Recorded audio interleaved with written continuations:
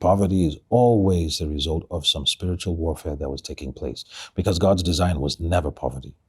In fact, God's design is written in the book of Genesis, chapter 1. It's in the first chapter. The first thing he commands man, he says, be fruitful, multiply, replenish the earth, subdue, and have dominion.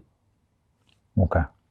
So man, in terms of his category, in terms of his level, as a species, he is called a dominion.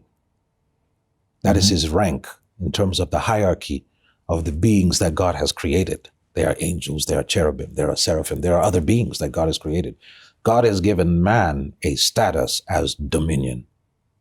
Okay.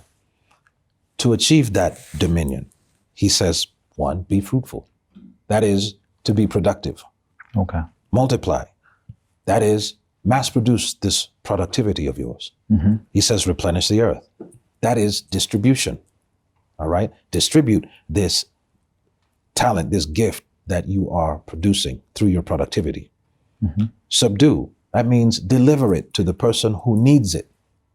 And then you will have dominion. So it's a 4-step process. And on the 5th step, you have dominion.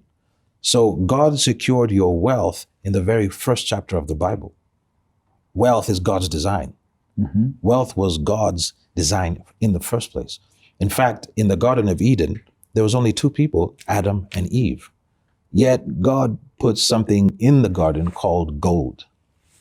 And the Bible even describes that gold. It says, and the gold in that land is very good. The word Eden means pleasure. And it was an enclosed location because he commanded Adam to guard the Eden, to guard the garden and to manage it. So Eden became the protected place of pleasure. And opulence is normal in that protected place of pleasure. And there was gold, and he didn't even need to buy or sell because everything was free. That was God's idea for man. That's how it was in the very beginning. That was God's design in the very beginning.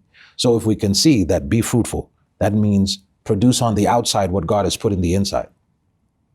Be fruitful, then multiply it, replenish the earth, subdue, and then have dominion. He's not just talking about procreating.